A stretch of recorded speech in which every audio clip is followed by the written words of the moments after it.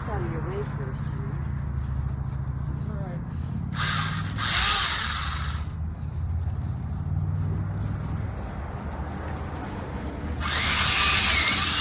Go, Devin.